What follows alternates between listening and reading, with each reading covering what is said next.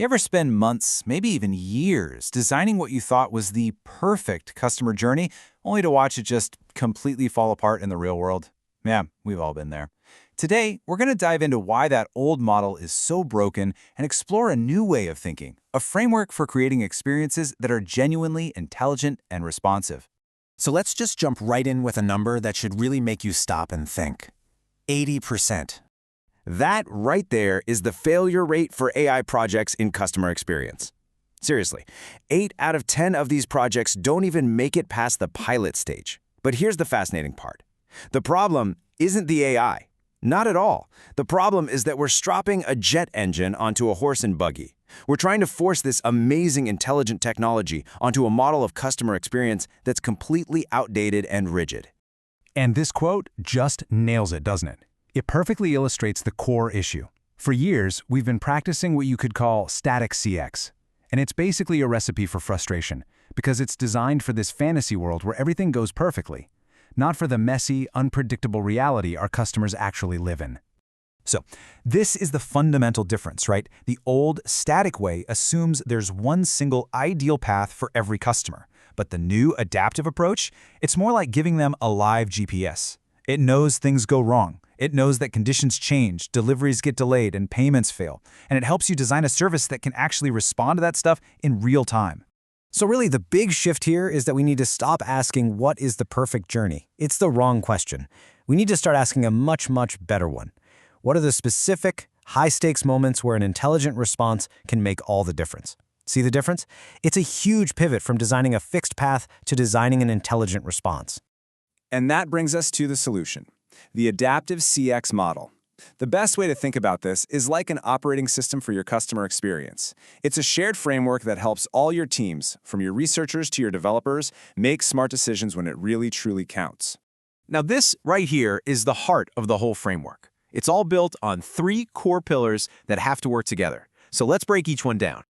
Okay, the first pillar is moments. Instead of trying to boil the ocean and redesign everything at once, we focus. We pinpoint those specific make-or-break points of friction. You know that sinking feeling you get when you see a surprise charge on your bill?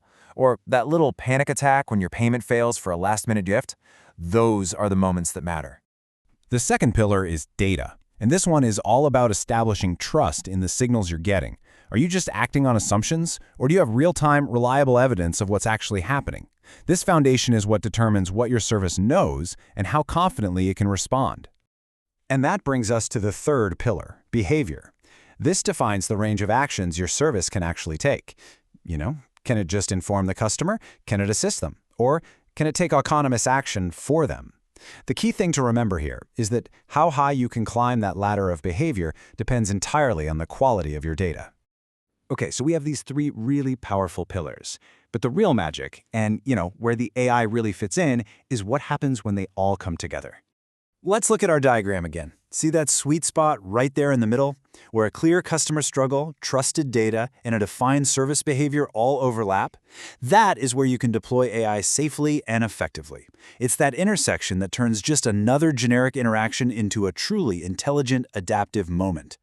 Let's make this totally real for a second. Imagine a loyal customer's payment fails at checkout. Okay, that's the moment of struggle. The system gets a trusted data signal, a payment API error. Now, instead of just flashing a generic error message, the service executes a behavior. It proactively offers an alternative payment method. Bam! A potential disaster just became a positive, loyalty-building experience. Now, this isn't just about making customers feel all warm and fuzzy. It's about making your business healthier. So let's talk about the hard dollar return on investment you get from actually fixing these moments. I mean, when you intelligently fix these points of friction, the results are immediate and they are measurable. You see conversion rates improve by 5 to 15%. Your cost to serve drops by 10 to 25%. But the big one, the most powerful one, you see customer retention, the absolute lifeblood of any business, jump a lot.